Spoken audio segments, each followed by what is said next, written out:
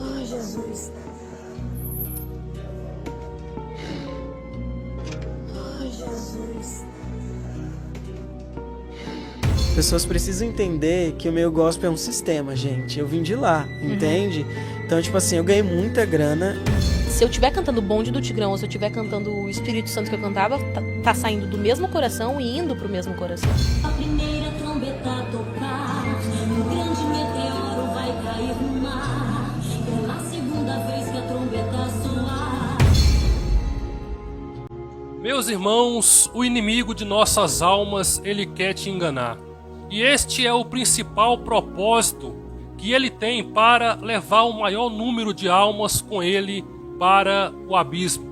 Nós estamos presenciando, meus irmãos, a revelação do demônio no sistema mundial. É bem verdade, meus irmãos, que o inimigo não está mais se escondendo de ninguém. E pelo contrário, ele já acostumou o seu público no decorrer dos tempos, para que quando ele se manifestasse, irmãos, ninguém mais ficaria espantado. Nós podemos ver, observar que muitos artistas famosos, cantores, políticos estão fazendo uma espécie de acordo com o anjo caído, a fim de que eles, irmãos, venham a ter mais dinheiro e fama. Não cheguei a fazer pacto, não. A gente ia sendo um tratadinho, mas é uma coisa leve. É verdade que ele oferece um caminho mais fácil para aqueles que o buscam. Porém, haverá uma grande cobrança de toda essa regalia. E ela vai ser muito dolorosa e muito triste. Meus queridos irmãos, nós vemos que muitos programas de televisão, de rádio e até mesmo muitas religiões estão servindo como um canal para o diabo.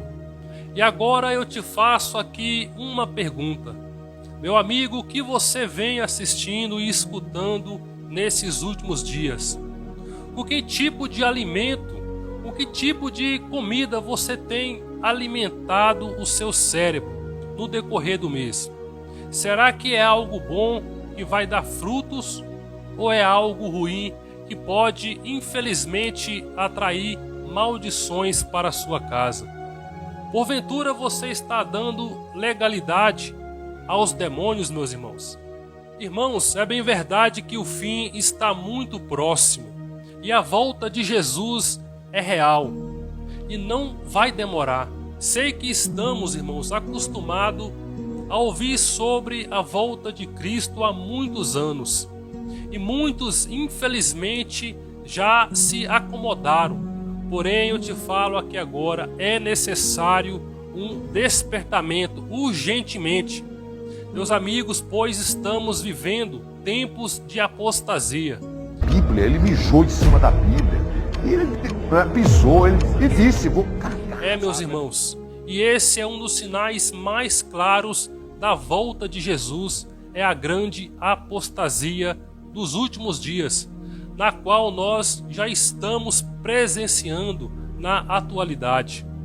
Porém, você pode até me perguntar, irmão Rony, se nós formos pensar nisso, vai demorar essa grande apostasia acontecer no mundo, porque muitas igrejas estão lotadas, estão cheias.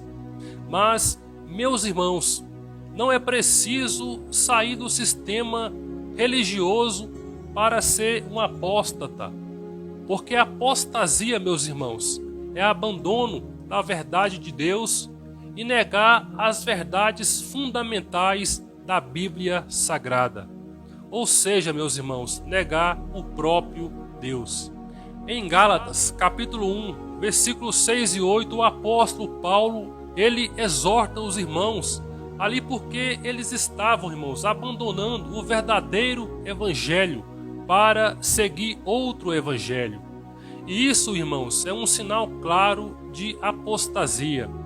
Para um profeta ser falso, ele precisa ser apóstata, pois precisa negar a verdade de Cristo e negar a verdadeira palavra de Deus e pregar um evangelho diferente daquele que Jesus nos ensinou. Em 2 Pedro, nos fala dos falsos profetas que estão surgindo no meio do povo. Eles estão introduzindo heresias destrutivas, chegando a negar o soberano Deus, que um dia, meus amados irmãos, os resgatou. A apostasia, meus irmãos, ela anda de mãos dadas com a heresia, o ensinamento que distorce o verdadeiro evangelho. E tem muitos apóstatas das igrejas tirando o proveito do analfabetismo bíblico das pessoas para benefício próprio. Com isso, levando muitos e muitos a um caminho sem volta. A porta larga, meus irmãos, é a segunda morte.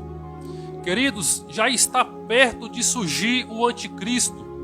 Tudo está pronto e muitos não estão querendo enxergar. Querido irmão, quero finalizar esse pequeno vídeo com uma palavra muito forte sobre esse acontecimento final. Preste bastante atenção nessa pequena mensagem e que a paz de Cristo esteja com todos vocês. Deus abençoe em nome de Jesus. Diante de um assunto importante sobre a vinda do nosso Senhor Jesus Cristo, o apóstolo Paulo ele diz em 2 Timóteo, capítulo 4, versículo 8: Desde agora a coroa da justiça me está guardada, a qual o Senhor, justo juiz, me dará naquele dia, e não somente a mim, mas também a todos os que amarem a sua vinda. Ele não está apenas falando dos que esperam a sua vinda. E para esperar a sua vinda, é necessário entender que essa é uma promessa, parte de um fundamento bíblico e crer nisso. Mas a Bíblia não só destaca a importância de esperar, mas também de amar a sua vinda. E amar a sua vinda significa compreender exatamente que não é apenas um retorno literal.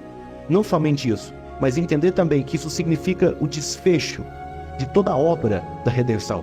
Paulo diz em 1 Tessalonicenses, no capítulo 4, no versículo 16 e 17: Porque o mesmo Senhor descerá do céu, com alarido e com a voz de arcanjo, com a trombeta de Deus, e os que morreram em Cristo ressuscitarão primeiro. Depois nós, os que ficarmos vivos, seremos arrebatados juntamente com eles nas nuvens, a encontrar o Senhor nos ares, e assim estaremos sempre com o Senhor. E no 18 ele diz: Portanto, consolai-vos uns aos outros com essas palavras.